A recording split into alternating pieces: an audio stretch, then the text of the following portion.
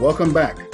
We are so glad that you have tuned in again to the Black Fatherhood podcast series, a collection of videos covering a spectrum of interlaced topics related to Black fatherhood. I am Dr. Alvin Thomas, Assistant Professor in the School of Human Ecology at the University of Wisconsin-Madison. Black Americans make up about 13% of the US population, and of that, over 16% report experiencing some form of mental difficulty over the past year. Yet only a very small number of that, more than 7 million people, have access to the services to help them navigate these mental health issues. Even fewer are accurately diagnosed, and many are unaware that they can be helped, and worse, are blamed for their symptoms. The challenges for Black fathers are many, and in previous conversations as part of this series, we have explored several of the complicated issues related to Black fathering, or fathering while Black in America. The role remains one that Black men embrace with joy and purpose. Still, the challenges are related to many mental health problems. So today we are here with our guests to expand the conversation on the mental health of Black fathers by exploring some of the early warning signs of mental health problems. Our goal with the Black Fatherhood series is to educate, validate, and elevate Black fathers. Joining me in discussing this episode's topic, the early warning signs of mental health problems, are Mr. Shannon Reed, entrepreneur and marketing manager with Midwest Urban Strategies of Milwaukee, Mr. Eric Crawford, no stranger to these conversations at this point. He is a therapist who works with Black youth and families, and also a PhD student at the University of Wisconsin-Madison, and Dr. Adrian Gale, an assistant professor in the Child Welfare and Wellbeing Research Unit at Rutgers University. Welcome, gentlemen. Thank you. Thank you. Thank you for having me. So thank you all again for joining us. I would like each of you to take a moment or two, maybe about two minutes, to tell us a little bit about the work that you do and some of its relevance to Black fathers specifically. Maybe you could start with Eric, since Eric has been here before, then we'll swing over to Shannon and then end with Dr. Gale. Okay, perfect. I'll try to be brief. Just as Dr. Thomas said, I'm a current PhD student in the counseling psychology program, doctoral program at UW-Madison, where, interestingly, so my goal, honestly, is to do more work with Black males, particularly youth, and that's directly related to Black fathering. I'll say how in this moment, but prior to going to graduate school, I worked as a therapist in Atlanta, working with Black males primarily, and parents, which is my research interest. And currently at UW, I've been focused more on the father aspect and father involvement aspect of parenting, where I'm hoping to develop some dissertation that actually helps in a real way. I'm still thinking through that. Anyway, long-term, my goal, honestly, is to develop programs and systems that support Black fathers, specifically in Black parents broadly, with the goal of promoting positive youth development. I truly believe that parents aren't being appropriately or optimally leveraged in terms of their ability to guide, assist, and what do I want to say? Bolster youth development, and I'll leave it at that. Okay, excellent. Thank you very much, Eric. Hi, my name is Shannon Reed.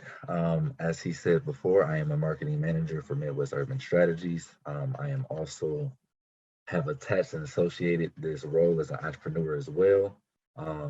More so, I have become well known for my entrepreneurial roles. I know that I've done a lot of event curation, workshop curation.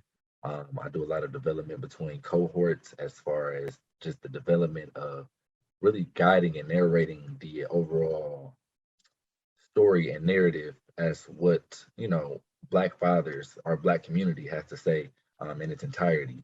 And I know that that's something that I've taken a great deal of pride with, and just more so uplifting the empowerment behind how we can kind of create a better outreach and a better, diversion as how we can create a plan in a systematic way as to getting our voices heard. So that is exactly what it is that I do. I've always made sure that my heart has been connected to every bit of the community. I love these discussions, and I'm definitely pleased to be a part of this discussion, just to know that we can help a young man, just a young Black family out there who is questionable about what their next step may be. So I appreciate being here. Thank you, guys. Excellent. Thank you very much, Shannon. And we round off with Adrian. Hello, everyone. My name is Adrian Gale. I'm an assistant professor in the School of Social Work at Rutgers University, and I've been in this role since 2018. So my connection to Black fatherhood is first and foremost being a Black father. So I have a 6-year-old daughter and a 3-year-old daughter. As it relates to my research, so I study Black adolescent school experiences and how experiences in school impact school outcomes.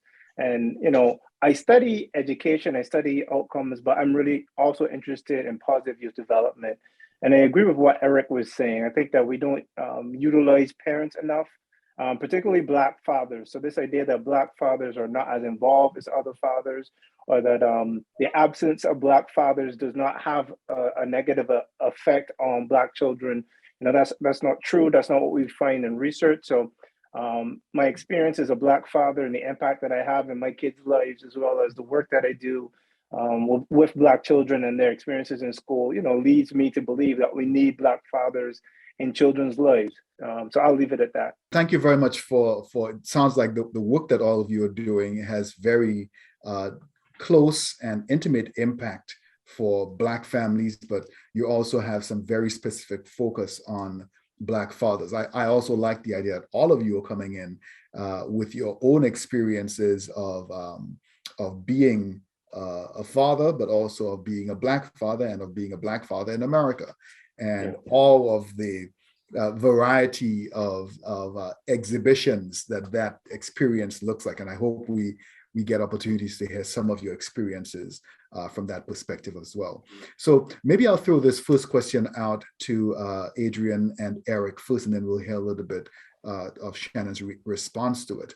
But from your training and from your experiences working with families and with kids, how do you as a professional recognize when a mental health problem exists for an individual or for a family? What if for fathers who are listening out here and wondering, what are these warning signs that I should be looking out for? What are these universal or general signs that there's a mental health challenge or condition or crisis going on? Well, let me start by saying, to be clear, I'm trained as an MSW, but I haven't practiced, right? So I have mental health training, but I haven't practiced. So I don't want to misrepresent that. When I know there are people here who have practiced, but in my experience and in my training as a social worker, I think when we see fathers acting out of character, I think a lot of times, and the research will bear this out, is that the ways that men and males tend to externalize. So you see more externalizing behavior, maybe more anger, more acting out, particularly with younger kids, but even with fathers. So I think when you see people acting out of character and externalizing, so showing anger, potentially yelling in ways that they didn't do before, I think that's when you expect, and I would expect, that there's something going on there, some mental health challenge that may be occurring. Thanks. I absolutely agree. And I chuckled at the question because I often tell individuals just to take it away from the jargon. If you are in a situation or trying to work out a problem and find yourself constantly like in this circular or repetitive scenario, you keep finding yourself in similar challenges, I think it's important to consider that the root of the issue may be linked to something mental health related. And I don't necessarily mean a diagnosis, but you might be encountering a mental health related problem, something, whether it's a mental or emotional challenge or whatever block It doesn't necessarily have to be something clinically diagnosable, but I always tell people it's important to consider that what you're looking at may be mental health related. And I love what Dr. Gale said, because dramatic shifts in mood or a behavior are definitely tend to be indicators of mental health problems or mental health challenges. I use those words because I don't think it's always related to a clinical diagnosis like depression or anxiety, but it could be. Yeah. And we'll definitely talk more about that. So those dramatic shifts in behavior, mood, and then if you find yourself in these repetitive, redundant challenges. So I know that a lot of individuals have a certain level of stigma and discomfort around the idea of having a mental health crisis or dealing with a mental health problem, because the automatic assumption is, oh, I am going to get a diagnosis. That becomes everything I am. That becomes who I am for the rest of my life. And I think that one, to kind of dispel that stigma, well, maybe I don't dispel it. Maybe I'll let you guys talk about it. So so the stigma definitely being limited or labeled to this one diagnosis, sometimes one of the fears. The other one is, I think that's still prominent, specifically with Black males, and maybe even, I don't know the research on this, but maybe even more with Black fathers, is this stigma of weakness. You know, we don't want to be associated, or we've long been indoctrinated that having a problem is a sign of weakness. And I think, like we kind of discussed with a group of fathers in one of the other videos, is this idea that this expectation that we're supposed to have it together and be able to hold things together. To be labeled or diagnosed is a sign that maybe we don't have it together. And what does that mean for our family? What does that mean for the people dependent on us or relying on us? To dispel that, I would say we all, I mean, this is something cliche, but we all have our challenges.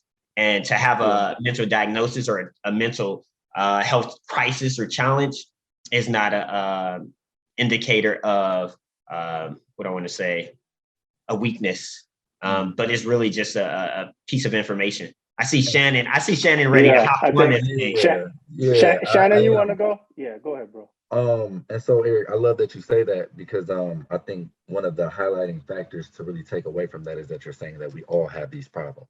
You know, we all have these problems. Like, there's no human who doesn't have these problems as they start to become adjusted to the new ideations of what parenthood brings, you know.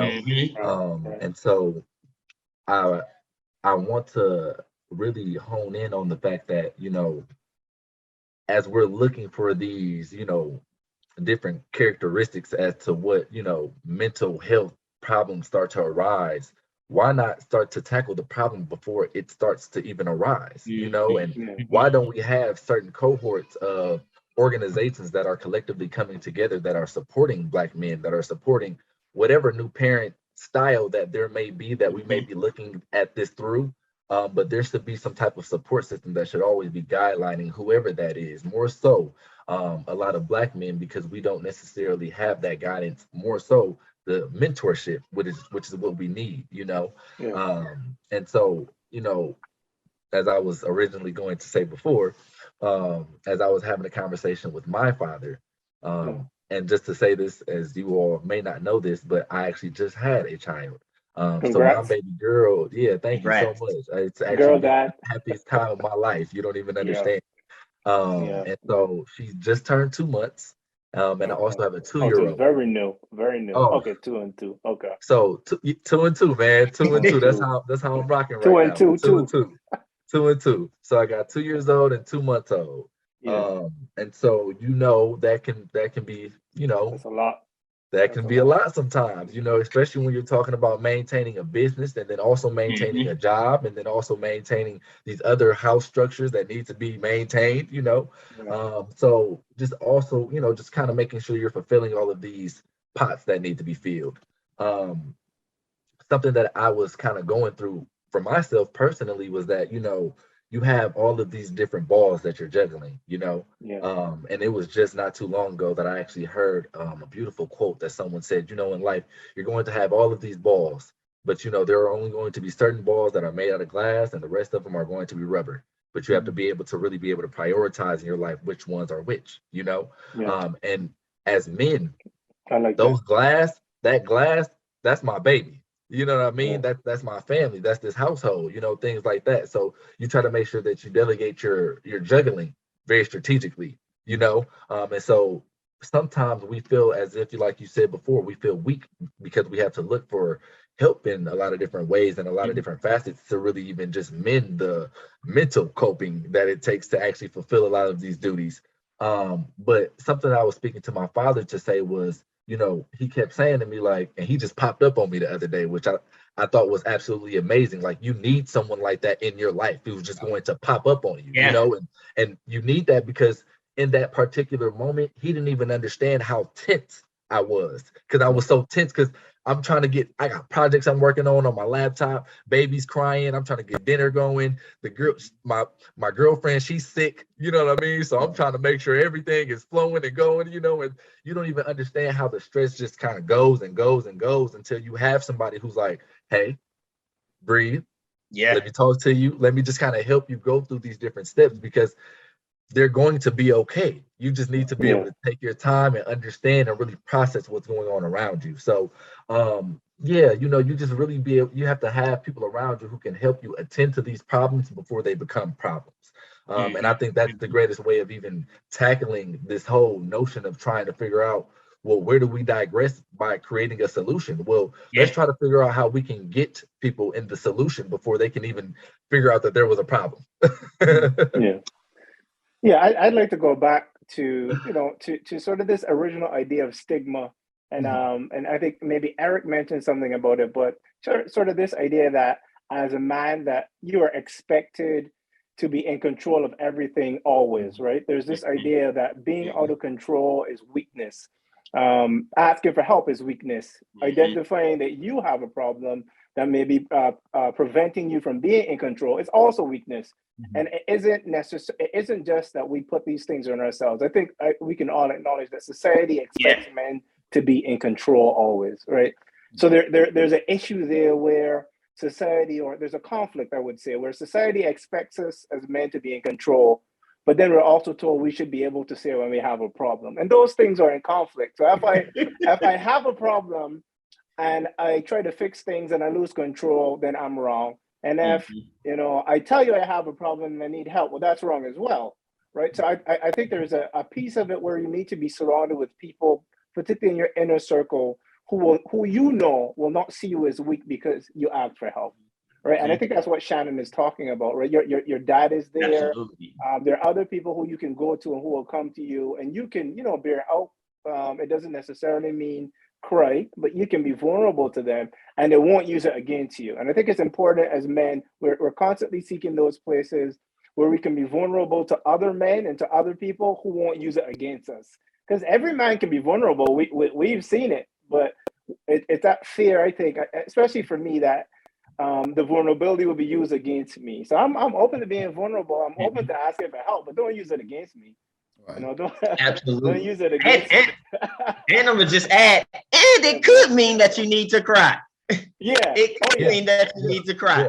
Yeah. And and if you have to cry, then you have to cry. Yeah, don't use that against me either, though. Exactly. Right. That's a fear, right? I love that. That's a stigma part of it. It's not that we just do it; it's that we do it and then it's used against us, right? I think that's misunderstood about men.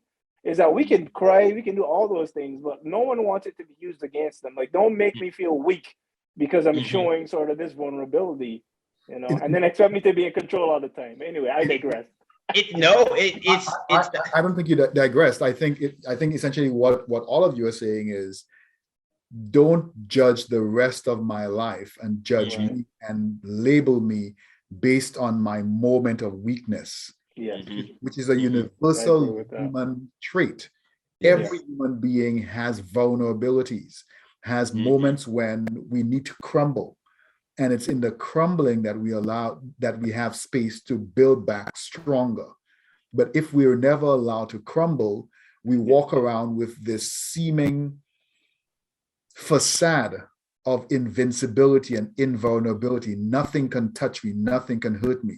In a previous conversation, we talked about this unspoken social contract that's been foisted upon Black men. Yeah. That you have to be in control of your family. You have to be in control of your kids. You have to be in control of your relationships. You have to be in control of your house. You have to be in control of your neighborhood. You have to be in control of your work. You have to be in control of oh man, you're telling it. you have to be in control of all of these things. And if you slip up, if you show a crack, if you show weakness in any one of those, it's an automatic judgment of who you are overall. Mm-hmm. So you may have you may have missed a payment and automatically you're the deadbeat dad. You may have done something wrong here and now you're the angry father. You may have done something else and that you were feeling really horrible, really down, really depressed, really overwhelmed, and you just started crying. And now you're the punk dad, right? And the assumption is that you cannot be weak. You cannot show any sign of weakness or vulnerability, but you must tap into all of your emotions. We want you to talk and we want you to share, but we want you to do it in the way that we want you to do it. Not that's comfortable for us. Not exactly. Not in the way that's best for you. And so I think that weird space that fathers are forced into, and of course, I mean, that's just in the narrow basis of the family and in our communities. There's the larger social message of masculinity and what masculinity is supposed to look like. And we know from the research that black men embrace traditional masculinity more than any other group. And by traditional masculinity, I mean the hyper competitiveness. I have to be the best. My kids have to be the best at every single thing. Mm-hmm. The assertive dominance, bravado, and all of that. We are more likely to gravitate towards those things because that's how we prove to the rest of the world and to our family and community that we are real men. Mm-hmm. And real men don't cry because real men cannot have weakness. Real men don't get depressed because real men don't show emotions. The only emotion real men show is anger and aggression. That's allowed. Mm-hmm. Softer other emotions we're not allowed. And I think as long as you start blocking off access to these general and universal human traits, you will end up with mental health problems. It's like if I was going to use an example, I'm not going to use it. I was going to use constipation. But if there's a bladder blockage, that's a normal human physical ailment. You were just saying. Okay. If your bladder gets blocked, it's not just your bladder that starts having issues. Your entire body starts to suffer because a normal bodily function has been stopped. And so think of what's happening when we stop our access to universal human emotions. It's not just our emotions that get affected. Everything else gets affected. Our relationship, our physical, everything else gets affected. Absolutely. Agreed. Well said. And so just even going back to this idea of the topic in terms of just warning signs, early warning signs, I love this idea of just holding or withholding, right? Mm-hmm. And I think that's something as Black men we practice as a father, even with my mental health training, I know I still engage in or habit that I'm just trying to change. This idea of just holding and withholding, and what happens is we become like these ticking time bombs, where at some point the smallest thing is what sets us off, and that leads to these bigger problems. And so, just thinking about one warning sign as you were talking that I thought about was just how irritable a person may be, like a father, and we see that translate into aggravated parenting, and just being stressed during parenting. And so you may go off on, or kind of go off on your child for something that honestly may be age appropriate. But in that moment, through the lens and through all of the other stressors, it becomes this big thing, or going off on your partner or co-parent for something small. So you're more irritable, or sometimes touchy is a different, I think a word people can relate to.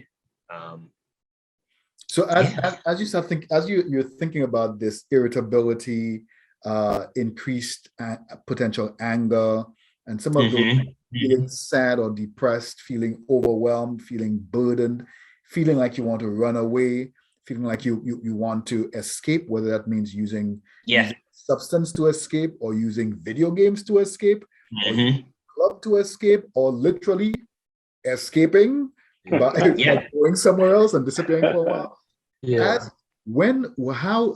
How can a father determine when he has moved, the difference between a mental health challenge and an ordinary life experience? Well, and okay, go ahead. Go ahead, you got it. No, okay. So I was actually just going to speak to a point, and I know that we were kind of discussing this last time, Alvin. Last time I was with you, we had the discussion of selfishness and selflessness. Right. And we highlighted that topic specifically. And I know amongst the group of dads that we spoke with, I felt like everybody was primarily on the same frequency when they felt that this was a pretty, occurring situation that needs to be attended to. And so when we were talking, we were just saying, as men, you have to have this sense of selfishness, you have to, and it's the side that doesn't necessarily get highlighted specifically as a man, because if you don't understand selfishness in the midst of trying to provide for your family, well, then your family doesn't quite get the best of you. And so then that becomes a problem, But then when you kind of try to change the trajectory of thought, and then you say, now let's look at this from the other lens. Now let's look at my selfless list. Now let's build that list out. Now you got a huge list for that. I'm telling you, you can list 20,000 things that you have to do for someone else or for the family, but then that selfish list just looks kind of like bare, and so I was saying, as a project for some men, why not really build out this list? Build out that selfless list, and then build out that selfish list. And then that selfish list, I know it's going to get kind of hard, bro. I know when you filling it out, it's gonna feel like I shouldn't be writing that. I shouldn't be writing that either. You know what I mean? But it's actually very necessary for you to become the best version of yourself. Otherwise, your family doesn't get that. And then you have these different things that start to build up. And then just like you said, you become a ticking time bomb. And then now your girlfriend's trying to figure out why you sitting here breaking lamps and smashing walls, but no one really had the opportunity to talk to you about how we could figure out what that problem was before we even arose to this grand scheme of a situation, So really highlighting that factor along selfishness and selflessness, I think as Black men, that is a concept that we definitely have to really strategically think about and really internalize with, to say, how can we really implement this in our lives? Because if you don't at least become cognitive of what it is that you're distilling out, you never really become understanding as to what you need to put in. And I think that is very, very important for a lot of Black men, is because we just don't have, the opportunity to see what it is that we need to be kind of putting back in. So we need to have somebody in our life who can kind of just, tell us like, hey, you kind of do need to just go away for about 2-3 days and just, kick it with your boys or whatever it is that you do to, let off steam. But I'm telling you that that's perfectly fine and that's okay. We're going to make sure that we have this maintained here. And I know everyone doesn't necessarily have that system, which is the first, stepping stone. But to at least identify that is the problem at first hand, I think is the initial point of, moving forward. So Shannon, just to make sure we're clear and that fathers who are listening to you are clear on what you're talking about, if you could give us a quick explanation of what you mean by selfishness versus selflessness. Oh man, yes, of course. And I know this is something we talked about last time in our last meeting as well. But selfishness, and when I say this very lightheartedly, because as a man, as just like you said before, it is our objective to make sure that we always have things under control. So I always say that selfishness is really just internalizing with yourself to say, where is it that I feel like that I do need a bit of space to breathe? Where is it that I do feel like I do need a bit of opportunity to kind of grow and become who it is that I need to become? I always like to speak to this example because I actually have a friend of mine who's in a position that we kind of hear often, baby mama drama. And then it's like, he's trying to do other things with his life, but then she kind of talks down on those things because it's not what she wants from him, and so he does all of his obligations, he handles his responsibilities, but then it's just that small margin of room that he needs as a man just to have reassurance that I can utilize whatever extra funds there are, whatever incentive ideas that I have, I can actually fulfill. And I have your blessings, your whatever it is that you want to call it. You just need somebody behind you to at least say that that is okay. And so we kind of push those things off, and then we don't necessarily think about them again. And now you're kind of moving back into selflessness, thinking about how it is that I can better attend to her, but you're not thinking about your own dreams and what it is that you could possibly be fulfilling for yourself, And I think that that is very important as Black men because, we get hit with the constant thought of priorities. Oh man, if you're not handling priorities, then just like you said, you're the no-show dad, But then we kind of put off the dreams. We put off the extracurricular. We put off the other things that in hindsight were the things that actually allowed us to blow off steam or do whatever it is that, that we felt like we needed to do in that particular time.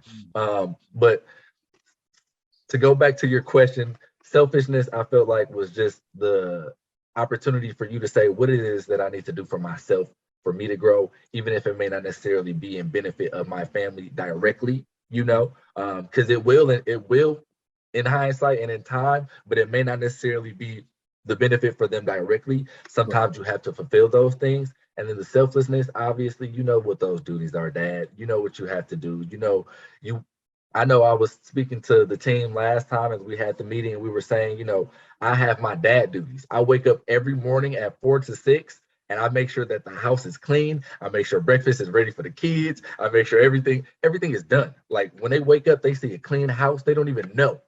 They don't even know that they destroyed it last night. Like I try to make sure that everything looks spotless. And when you have those certain things put together, that's your selflessness list. That's this is my priorities list. This is what I do every day. But at the same time, Dad, you have to build your selfishness list, and it's okay. And it's okay. When I hear, I like the idea of just I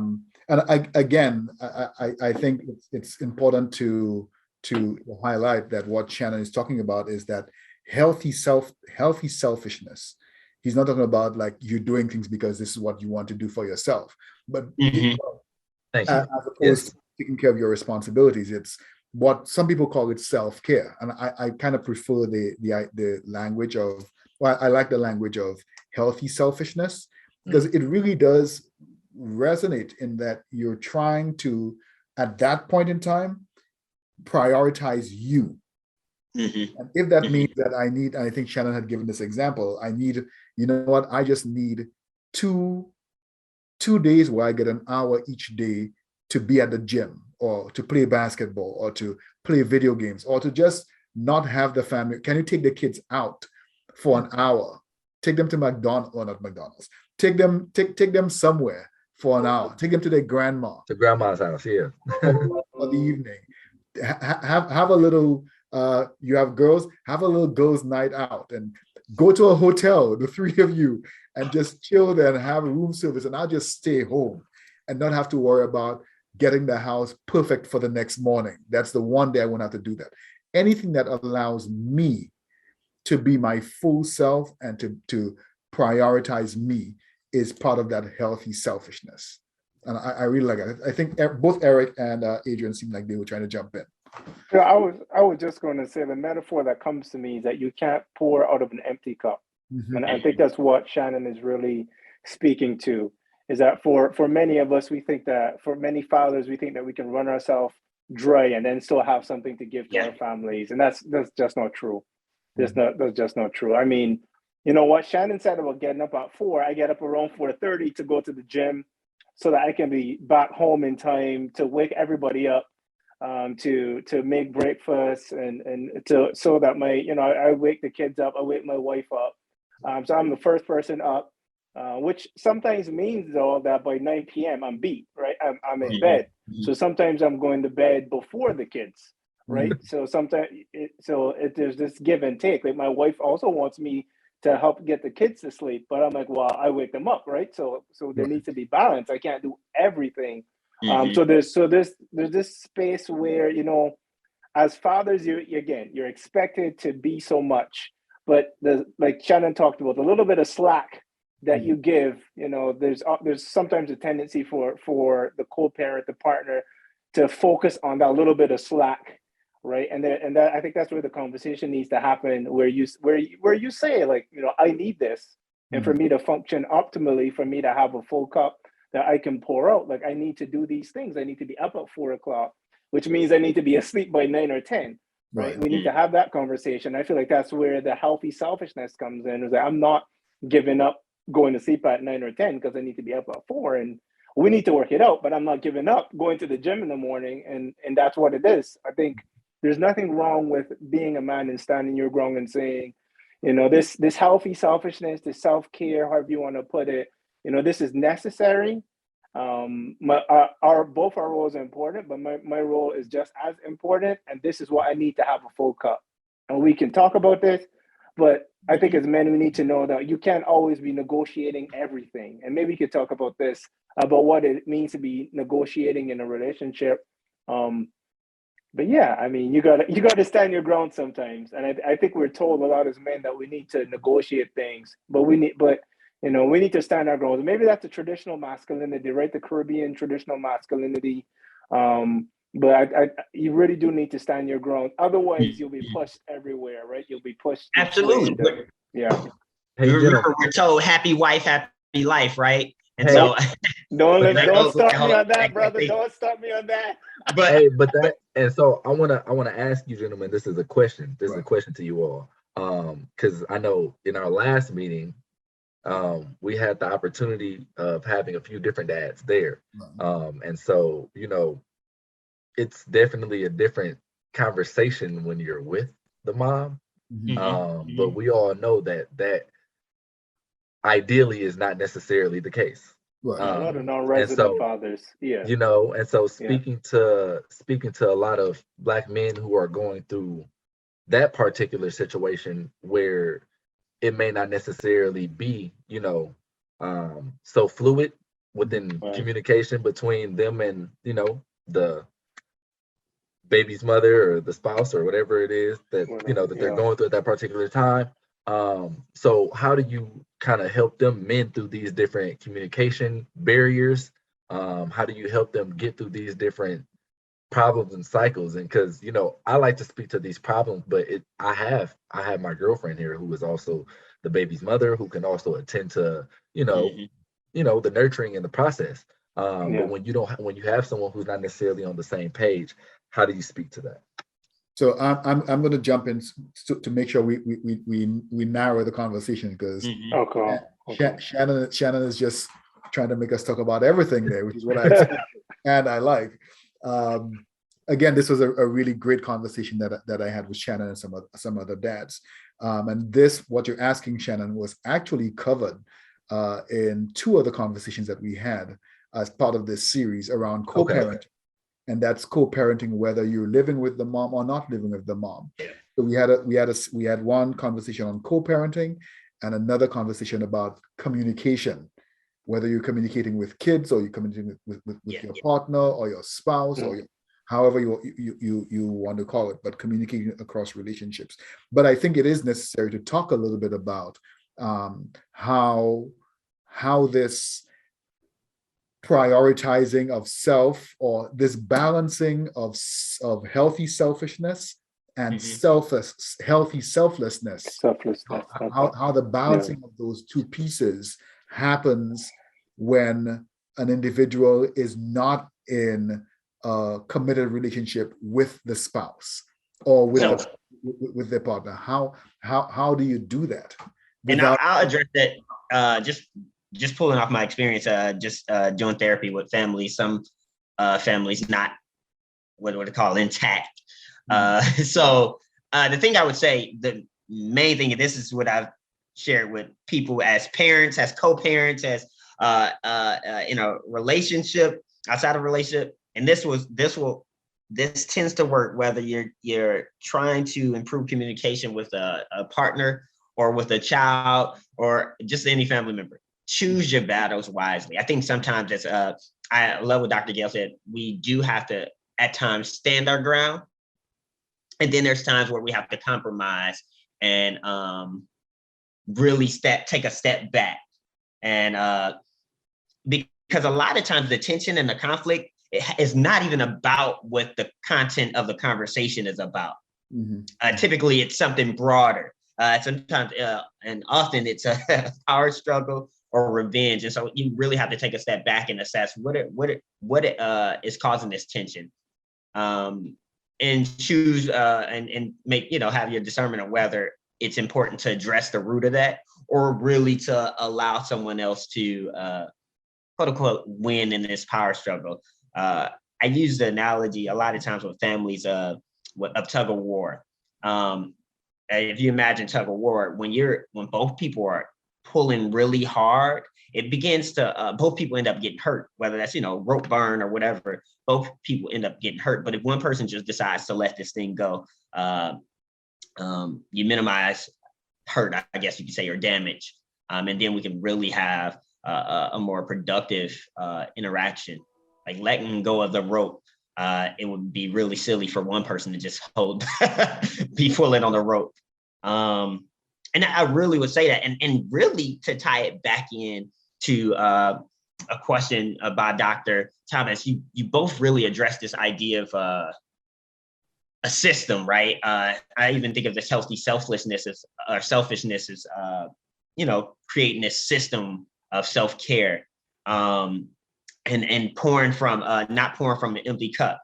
Like that's really just this assessment of how is your system operating? And so Dr. Thomas asked, the question was, what are some other, I'm gonna keep bringing it back to what are some signs, right? Early warning signs. One sign is that your system isn't working.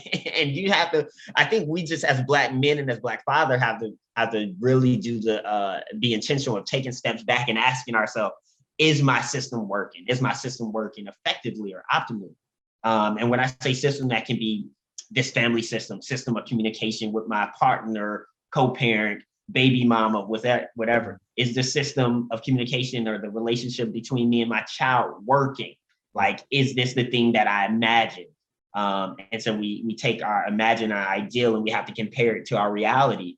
And if there's some, disparity, or if there's a gap between those things, then we have to also be, I'm gonna always say, be open to the fact that we may be in the middle of a mental health crisis or challenge. Yeah. I love that. I think that's it. Honestly, that specifically is it. You have to be able to curate a system.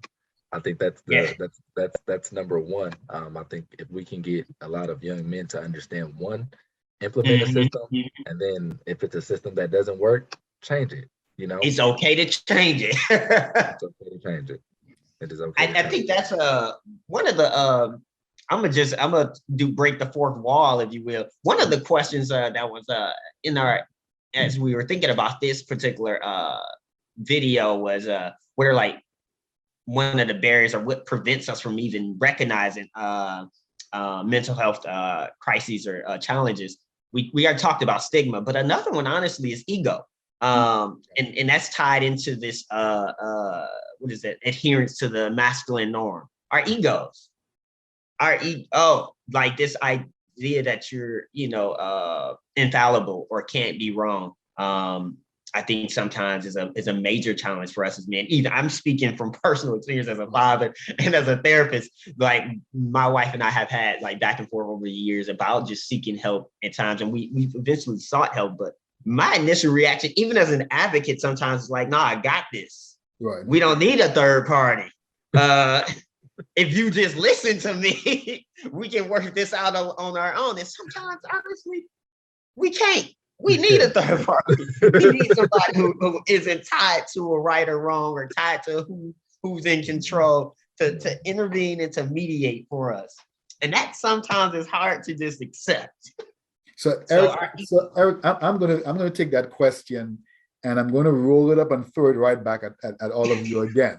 Okay. Adrian says, "Wow," and he picks up his cricket bat. So here's my question. With what you just said about that ideal self or that ideal situation versus the reality, where we get so married to the idea of what we want, that ideal situation, that we cannot accept the reality, we cannot see the reality. Bearing that in mind, I want each of you to speak really, really briefly about how and when you knew that you needed mental health support. And what were the challenges? What was new about that situation that made you feel like, I really need help? And by mental health support, I don't mean that you may have seen a therapist, you may have spoken with your religious leader, you may have spoken with your mom or your dad or with your spouse, or you may have like gone online and found services or spoke to one of your friends, but you found support. There was a mental health thing that was going on for you and you found support. When was that first time that you did that? And what was so new about it that made you feel like you needed to reach out and get a third party involved? I can start. For me, though it took a series of conversations, I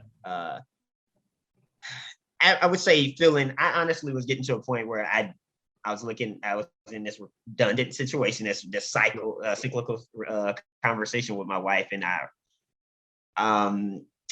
it was starting to seem hopeless for me. I'm like, there's no way, you know what, this can't get better. And I think that sense of like feeling defeated and hopeless for me was a sign like, okay, I haven't turned every stone yet. Let me try to invite somebody else in. And we did. And it honestly helped. I'm not gonna lie. Yeah, it helped a lot. I'll say that. But it was this feeling defeated and hopeless. So you felt like you had already turned over every comfortable stone. That's a good way to say it. Yeah. but you kept giving that side eye to the uncomfortable stone of bringing somebody else, and like, damn it, I don't want to bring anybody in this. Like they're going to see that we're not the perfect couple, the perfect family. And you show me the perfect family. Yeah. Where is the perfect family? Where exactly is it? Right. There isn't one. Yeah. So again, thank you very much for sharing that, Eric. But without sharing, and I think Eric did a good job of not sharing, like oversharing, like really personal, intimate details, without sharing any of those personal, intimate details. When was that time that you felt like, I really need that third party involved here, and when and what was happening for you? So I can go. I think like right after the birth of my first child, because I didn't know what to expect. And then, and I think the fathers can speak to it. You have your partner all to yourself, and then all of a sudden this little person with grubby little hands, takes your spot, takes the time, takes your spot. They're number one, and at least for that period of time, and I think reaching out to other fathers who had experienced that, even going on YouTube, honestly, and sort of saying, so, what's it like those first couple of weeks and months after the baby comes home? And it's tough for a lot of fathers. It's tough for a lot of fathers, feeling like you have the top spot, and then having another person, having the baby there. And of course, you love the baby, you love your partner, But then there's this, for me, it was a disconnect there. Like I had to figure out, okay, what is my position now, and where do I fit in? So I would say that was a challenging time. And then I think I knew that I was better able to handle it after my second daughter was born, and it wasn't a big deal. I knew what to expect. I also have my older daughter there, and I then picked up some of the slack with her. So it was a different situation. But I would say after the birth of my first child, there was really a challenge there, and I really needed to become introspective and seek out resources that helped me to figure out, is this something that's unique to our relationship, or is this something that a lot of men go through? And then after figuring out that, a lot of men go through that, then I was better able to figure out, okay, this is what I need to do to get over that. Excellent. Thank you very much, Adrian. I would like to say that it was more so just, I guess, when confusion really set in for me, and I came to a realization that it was just more, it was more than just me, it was more about everything than me, there was something a lot larger than myself that I had to actually really nurture into this world. So I would also say, my process is a little different. I didn't necessarily have my first child, but when I had my first child, that is when things kind of set in for me, just to, come to a realization, like, you can't just rely on your own gut feeling anymore, Yeah. Yeah, you know what I mean? Like, you definitely have to be able to, you have to be open to the third party, because that's what it takes to be a man, is to be open to that third party, because that that it's going to bring a greater return for your family. So that's definitely when everything started to change for me. Yeah, having some humility. Yes. So it brings a lot of that, Doc. It brings a lot of that. No, I think the big question that kind of sits over this entire discussion, and again, we can continue to have a discussion for hours and still have lots to talk about. But the big, I think, final discussion point is, as we're sitting here as four Black guys talking about mental health, and look how easy it is to do this. And yet we know from our own experiences, professional and otherwise, that not every guy, every Black father, every Black man is having a space like this to come and talk about, wow, yes, sometimes I feel like I'm overwhelmed. Sometimes I feel like I'm failing. Sometimes I feel like less of a man because I can't do X, Y, or Z. Not every guy has that space to put down the armor that they're carrying around every day. How do you and I, how do the fathers who are listening to this and others who are working with fathers, how do they normalize mental health for themselves as well as for their families and their friends? How do you normalize that? I say, to start off, we all have phones. Everyone has a phone, and more than likely you have an iPhone. Not to sit here and say that you have to, but more than likely you do have an iPhone. So are you promoting for Apple over here? What's happening? I need to Apple, be. I want royalties if for you this. can reach Apple. out to them, you should talk to them about that. But no, sponsorship, Alvin, sponsorship. But no, I was just going to say, start off by just creating a group chat, man. It really can just start there. Like Alvin said before, I originally started just a cohort of Black men who are entrepreneurs. And it's just a group chat where we all just kind of talk about different projects we have going on, different things that we just want to highlight this month, or whatever the case may be, but at least just start in a place where you can at least have a open communication grounds, where these men can feel comfortable to just come and talk and be themselves. Because yes, I know that it's something that we need more of, but you may not necessarily find it on Facebook, and you might not necessarily find it on LinkedIn, and you may not necessarily find it on Snapchat or whatever, is out there. So just go and make it yourself. True story. I wholeheartedly agree. Like, I feel like for Black men, it really takes one of us doing exactly as Shannon said, starting a group, whether it's chat-based, video-based among your friends. I think last year, me and one of my friends did, we were meeting, we were like, hey, let's just invite other guys into the space. And honestly, we were just meeting to discuss stuff that was of interest. But I don't know, somehow, I think what happens among Black men, because you kind of have to be side doored, if you will. Mm-hmm. We're talking about one thing, but it really becomes about this other thing. And honestly, I found, as a therapist, I know there's Black people specifically come to therapy to talk about one thing, mm-hmm. but they really want to talk about this other thing. Like even when it comes to like relationship, it's never about the relationship initially. It's I'm having issues at work.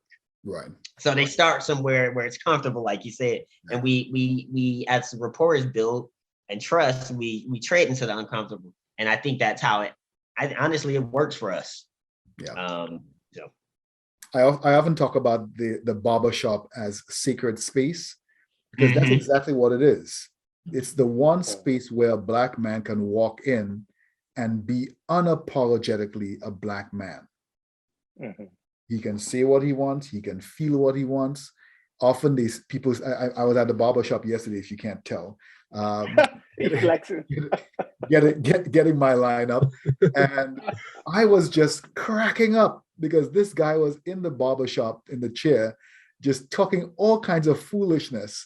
And then next thing I knew, he was like going in on the owner of the barber. I was like, man, I feel like I am literally sitting in like as part of the cast of that movie Barbershop. And he was like, I couldn't help it. Like everybody was having these deep belly laughs. Mm-hmm. Mm-hmm. And I was thinking to myself, when was the last time you laughed like that? Yeah. When was the last time you did this controlled breathing? We could go in and tell Black men, let's do some breathing exercises. And we're likely to have lots of kickback against that. Uh-huh. But the fact that all these guys were in the barbershop and were holding their sides, breathing deep and holding their breath and releasing, that was part of the breathing exercises for them. They were releasing all kinds of testosterone and all kinds of chemicals in their body. And they could, once the haircut was done and they felt really good about themselves because they looked cool, and they had this chance to kind of throw off the armor of being a Black man, a Black father. Then they walk out the door. Stoic face. They put it back on as they walk out the door. They become a Black man. The main mug. But that sacred space where they could put down that armor and just be another Black man. Nobody to judge me, nobody to say anything. Just be me, safe. It's amazing that we don't have more of those spaces. And I think what both you and Eric, Shannon, are saying is that we might have to create some of those spaces, those small spaces, those small barbershops online for ourselves and our friends. Yeah, I'll say, in agreement with Shannon and Eric and even Dr. Thomas is, Black men need to be in a space or to be able to express themselves in the ways that we've talked about and to deal with. I believe the question was about these sort of mental health issues when they come up. Why isn't it easier? I think it's because they aren't, as Alvin is pointing to, and as Shannon and Eric had pointed, they're not these spaces where, and I don't like the term safe spaces, but I'll use it in this conversation, but just the idea of having safe spaces to be a Black man, to express yourself unapologetically, and to be able to say things that you couldn't say in other places, right? Things that are not necessarily the nicest things, feelings that you have that aren't necessarily nice feelings, because we all have them, even if we don't admit to them, and having a group of men that you can trust that won't understand where you're coming from, so you don't have to over-explain, but also, again, will not use those feelings that you have and those words that you use against you. And, one of my favorite things to do is to bring Black men together, to have those conversations. And I'll be the one who will start the conversation and say, hey, man, this uncomfortable thing happened, or I've been having this, this thing that I saw on YouTube or whatever. And what do you think about this, man? And I do that whether it be on a WhatsApp group or, I have a writing group with other Black male academics. And I invite people to the gym. So a lot of Black men, I think Black men need to be in the gym more. But I invite people to the gym with me, and I haven't had a lot of people come with me. But I run outside. I run all winter. I go to the gym every day, and just trying to find spaces. And my point about the gym, sorry, before I forgot, is that there are people in the gym that I talk to almost every day. I do not know their names. I do not know what they do for a living. But you see them, you go, "What's up, brother?" Or "I haven't seen you." There's one brother I said, "I haven't seen you in a couple of days," or something like that. And the dude started talking to me about what was going on in his life. The dude doesn't know my name. It's that He knows anonymity. nothing about me. Is that Yeah. he knows that first I can't use anything against him, but he knows me because he sees me, and you sort of see that person in the gym or in the supermarket, and you have that connection. You say, "What's up, bro?" You do the head nod or something like that. And I think that Black men, I think men in general, but we're talking about Black men here. We sort of yearn for those spaces where we can be ourselves. And me and Alvin talked about this. This whole thing about toxic masculinity and traditional masculinity being detrimental to men. Well, the question that I always have, like, is all of it detrimental? Is all of it hurtful? Are there parts of it that we can use as men and still be our authentic selves without exhibiting sort of those toxically masculine traits that we know are harmful? So I think when we have society saying things about men and about the way that a lot of us were raised traditionally and saying wholesale that these are all wrong, then it's like, okay, so where can I be myself? If you're saying the self that I have been for my entire life is toxic and wrong, like, where can I be myself? And maybe the answer is the barbershop, maybe it's the gym, and maybe we see those things in the barbershop and then we don't take it anywhere else. But at least there must be a space where we can express ourselves, right? And then, like you say, put that face back on when we leave. But there must be a place where we can express ourselves as men. And I think to bring it back to mental health, and then we'll be able to have more positive mental health experiences because we're able to express ourselves in an authentic way without it being used against us. So I'm going to bring us to a close, but I'm going to throw this last comment from what Adrian just shared, that to me, what that sounds like is you cannot challenge what is not expressed. No. And if you're going to say to Black men, we want you to challenge these assumptions that you've held about yourself. We want you to challenge these assumptions about your masculinity, about your Blackness, about your fatherhood role. If we want men to challenge these things about themselves, we have to first give them a space where they can express that without being judged for it. Where they can be where they can be wrong without necessarily the wrongness being the thing that's being explored first. Let me come here and tell you exactly who I am and exactly what I feel. And then once I've gotten a chance to get that out, then we can talk about how what I'm holding on to may not necessarily be the best thing for my health. Exactly. How what I've been holding on to is actually a vestige of the 1950s that I'm still holding on to, and that the world has changed and that I need to adjust to it. But if your first instinct is to tell me how wrong I am and how I'm doing things badly, then I'm more likely to hold that within myself and not talk about it at all. So as we pull this conversation around these early warning signs and what mental health problems look like for Black men, I'm sure there are fathers and others in this audience who are asking, like, so what can I go home and do right now? Like, and so I want you to speak to this, like maybe give one or two pieces of practical advice to fathers who are listening here. Here is something you could go home and try right now over the next week or the next 2 weeks. And maybe we can start with Eric and kind of. Oh, looks like Shannon is ready, so we can cycle from Shannon and go around. Yeah, I mean, well, I was just going to say something very simple. I was going to say, I mean, here are 4 Black dads right here. Reach out to a Black dad that is near you. There's always a Black dad near you, somewhere near you. Coming soon. So just make sure you take the time to really highlight that. Give kudos to that dad, and if you build that relationship with that father, talk to that father and say, hey, do you know a Black father? And then 3 turns to 6, and 6 turns to 12, and 12 turns to so I just say continue to build the cycle. If you're looking for change, you have to be the start of that change, and then you will definitely see that reciprocate. So well said. Thank you so much, Shannon. I would say he took the one I wasn't. I was just saying, no. He did took mine I too. agree. Finding you a person. It can be a black father for sure. Find you a person, but the thing that I would say then is it reminds me of this. I'm reminded of a proverb. Farmer has his first fruit, and I think as a father specifically, we have to make sure we pour into ourselves first. So I think honestly, the first thing you should do in the day is kind of acknowledge your existence in some way and acknowledge your value in some way, whether that's I'm gonna do these push-ups that I've been wanting to do, or I'm going to work out, I'm going to meditate, but pour into yourself, acknowledge your existence, your sense of self and being first before you even just engage into the day is what I would say. Allow that to be a check-in with how you're feeling and where you are mentally and emotionally, and then go from there. Excellent. Thanks so much, Eric. So they took both of mine.